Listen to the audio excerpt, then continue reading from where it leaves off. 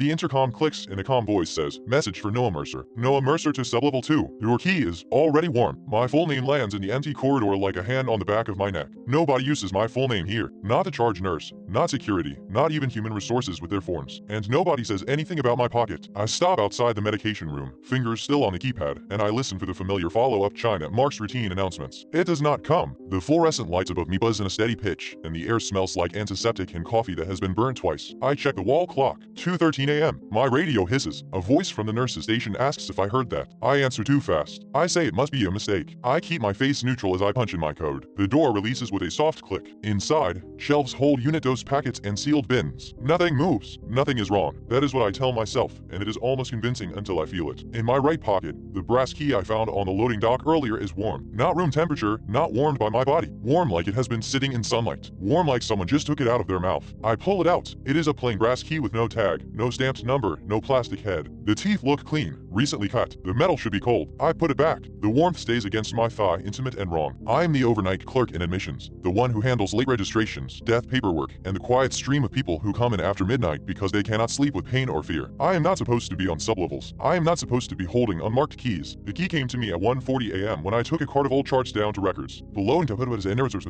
walls and a door the city if you do not live while turning the handle. On the floor near the dock ramp, right where the yellow line curves, the key was lying by itself, clean as if it had been placed there seconds earlier. I looked around. No one. I picked it up to hand it to security. It fit my palm perfectly. It felt normal then. Now it feels like it knows my pocket. I lock the medication room and walk back toward admissions with careful steps, listening to the building. The hospital at night is never quiet. Not really. There is always a distant ventilator alarm, a cartwheel, a sink running, the soft cough of a printer. Tonight those sounds feel arranged, like they are being played in the right order. At the elevators I press the button. While I wait, I glance at the intercom speaker in the ceiling tile above. It looks like every other speaker, a small perforated circle. I imagine the voice behind it, mouth close to a microphone, smiling. The elevator arrives. I step in and press the button for the main floor. As the door slides shut, the speaker inside the elevator crackles. Message for Noah Mercer, it says again, the same calm tone. Noah Mercer to sublevel 2. Your key is already warm. My mouth goes dry. The elevator does not usually repeat overhead pages. It does not talk at all unless there is a fire recall. I press the door open button. The doors hesitate, then part. The hallway outside is empty. I get out. At the nurse's station, Lee is on the phone with respiratory, her eyes wide. She ends the call and looks at me like I have brought a storm in with me. Did you do that? She asks. Do what? The intercom. It said your name. She glances past me toward the corridor, as if she expects someone to appear behind my shoulder. It is not me. She swivels her monitor toward me. On the paging system screen, there is no record of an announcement. The log is blank since 12:58 a.m. It is probably a glitch, I say. Lee shakes her head. It also said Dr. Lin. She points at the log again, as if it should show proof. It said Dr. Lin to radiology, but Dr. Lin went home at 7. Maybe it pulled an old name. Then what your full name? I do not answer. I feel the key warming again, a pulse of heat as if it heard itself mention. I go behind the desk and pretend to check registrations. My hands move through familiar motions, clicking through screens. I try to anchor myself in routine. The waiting room is empty. The TV is on mute, showing a late-night infomercial with bright smiles that feel obscene here. At 2:26 a.m. the intercom clicks. Message for Kira Hollies. Kira Hollies to sublevel 2. Bring back home. Lee free is. Her pen stops in midair. Kira, she whispers. Who is Kira? Lee swallows. My sister. She is not here. She is not even in this state. Her eyes shine with a sudden, contained panic. Nobody at work knows her name. The charge nurse, Miguel,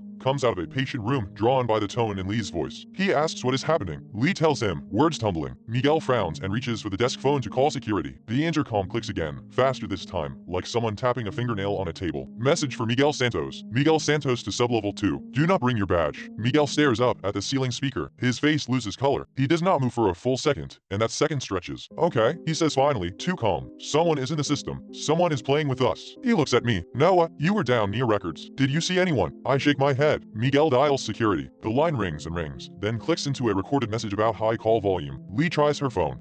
Miguel tries the overhead emergency code button, the one that should send a priority alert to the operator. Nothing happens. He presses again, harder. The button light does not come on. I look at my screen. The network icon in the corner flickers, then steadies. Everything appears normal, but the room feels slightly off, like the air pressure has changed. A sound begins under the usual hospital noise. It is faint at first, almost like a distant ventilator. A rising and falling tone, not an alarm exactly. exactly, more like a slow oscillation that matches nothing in the unit. I become aware that the buzzing fluorescent lights are not steady anymore. Their pitch is shifting in time with the new sound. Lee presses her fingers to her ears. Do you hear that? Miguel says it is the H-Jack, but his voice wavers. The intercom clicks again. This time it does not announce a name. It emits a sequence of tones, low and high, like a simple melody stripped of feeling. I cannot stop myself. I lean closer to the ceiling speaker, as if proximity will make it make sense. The tones repeat. There is a pause, then they repeat again. My brain reaches for patterns. It is what brains do when they are scared. The tones are not random. They are grouped. 3 short, 1 long, 2 short, 2 long. A pause. A different grouping. Miguel says it is malfunctioning. Lee says, no, it is saying something. Her voice is thin. I open the paging system interface, searching for any outgoing call, any extension, any trace. The log remains empty. It is as if the intercom is speaking without being asked. The warmth in my pocket increases, spreading like a bruise of heat. I pull the key out again. The brass is almost hot now. I turn it in my fingers and notice a detail I missed before. There is a faint engraving along the shaft. Not a number. A word. S2. Sublevel 2. My stomach drops. Miguel notices. Where did you get that? Loading dock. My voice comes out small. Lee looks at it like it is alive. The tones shift. The fluorescent buzz changes again, and suddenly the oscillation under everything becomes clearer. It is not HVAC. It is not a machine. It is the sound of the building itself, like the hospital is humming with intent. Miguel finally gets a call through on his personal phone. He puts it on speaker. A recorded voice plays, the hospital switchboard greeting, but it repeats the wrong date, a date from years ago, over and over. Miguel ends the call. He looks at us. We stay together. We go to security in person. We leave the nurse's station and walk down the corridor toward the main elevators. The night lights cast long shadows along the floor. Doors to patient rooms line the hall, each with a small window. Most windows are dark. One window shows a pale glow from a TV in a room where a patient should be sleeping. As we pass, the TV audio rises, not from the room but from above us, from the ceiling speaker. It is the same tone sequence, now layered under a whisper of speech that is almost too low to hear. I slow. My skin prickles. Miguel keeps walking, then notices I am behind. Ella, I catch up at the elevator bank. The call button is lit already. Miguel presses it anyway. The elevator does not arrive. The intercom clicks. Message for Noah Mercer. It says, patient as a nurse waking someone for vitals. Noah Mercer to sublevel 2. You have the key. You have been carrying it for 47 minutes. Lee grabs my arm hard. It is tracking you. Miguel says, how would it know that? I look at the key in my hand. It is hot enough that I have to shift it between fingers. The fluorescent buzz changes again. The tones from the intercom accelerate, tightening into a rhythm. Short, short, long. Short, long, short. Long, long. Always. My mind slips into it. The pattern starts to feel like words in a language I almost remember. Behind us, a door latch clicks. We all turn. A patient room door opens a few inches. The hallway light spills into the gap. A face appears in the crack, but not a patient's face. It is too smooth, too still, like a mannequin head tilted just enough to suggest curiosity. Lee whispers, that room is empty. The face withdraws. The door closes softly. Miguel walks to the door and pulls on the handle. It is locked. He tries his badge. The reader flashes red. That is not possible, he mutters. The badge reader on the next door flashes red too when he tries, as if the whole corridor has decided he is not allowed to open anything. The intercom tones continue, and now they are everywhere, not just from the ceiling speaker. They leak from the elevator speaker, from the wall phones, from the tiny speaker in the badge reader itself. The same pattern, repeated with slight variations, like a song being practiced. I realize my own breathing has started to match it. Short, short, long. I force myself to inhale differently, but the pattern catches me again. It is seductive. Lee backs away from the doors, eyes fixed on the ceiling. It is teaching us. Miguel grabs her elbow. Stop. Do not listen. But it is hard not to. The longer I hear it, the more my brain assigns meaning. The rhythm becomes syllables. The pauses become commas. I think of the way old phone lines used to carry data as tones. The way certain sounds can make you feel panic or calm without you knowing why. The intercom clicks, and a new layer of sound joins. It is the soft squeak of shoes on tile, recorded and looped. A walk cycle. Slow, steady, approaching. From where? The corridor behind us is empty. The corridor ahead is empty, yet the squeak continues, closer, closer, perfectly timed with the tones. Miguel says, we are going to the stairs. We move toward the stairwell door. It has a push bar and a small window. Through the window, the stairwell is lit. Empathy, normal. Miguel pushes the bar. Nothing. He pushes again. The door does not budge. We tries too. Nothing. Miguel steps back and slams his shoulder into it. The door shudders but stays shut. The push bar does not depress all the way, as if something is holding it from the other side. I press my face to the window. The stairwell is empty, but the door is held. The key burns in my hand. I switch it back to my pocket instinctively, and the heat spreads through the fabric like a coal. The intercom voice returns, clearer now, as if the building has learned how to speak through our fear. Noah Mercer, it says, and it does not sound calm anymore. It sounds intimate. Sublevel 2 is waiting. Miguel curses and pulls out his phone to call 911. The call fails instantly. No ring, just silence. Lee starts to cry without making a sound. Tears roll down her cheeks and she wipes them away angrily, like she is ashamed. I look back toward the patient room that opened. The door is still closed. The badge reader beside it blinks an idle green. The squeak of shoes stops. A new sound begins, faint but distinct. A tapping, like fingernails on plastic. It comes from inside the elevator doors. Miguel steps away from the elevator bank. No, the elevator call button lights up brighter, then dims, then brightens again, in time with the tones. The metal doors remain shut, but the tapping continues from within, faster now, matching the pattern. Short, short, long, short, long, short, long, long. My stomach twists as the meaning finally clicks in my head, not as words, but as instruction. Come down. Ray McGee, do not bring your badge. Grang the comb. Names that should not be here. Lee grips my sleeve. Noah, you pocket. The heat from the key has spread. I feel it on my skin now, like a brand through cloth. Miguel looks at my pocket too. His expression changes from anger to something like resignation. It wants you. The intercom voice speaks again, and this time it is not overhead. It is in the wall phone next to Lee. It is in the elevator speaker. It is in my own phone speaker even though my phone is dark. Noah Mercer, it says, almost tender. You found the key because you were meant to. My hand moves without permission. I reach into my pocket and grip the key. It is so hot it should hurt,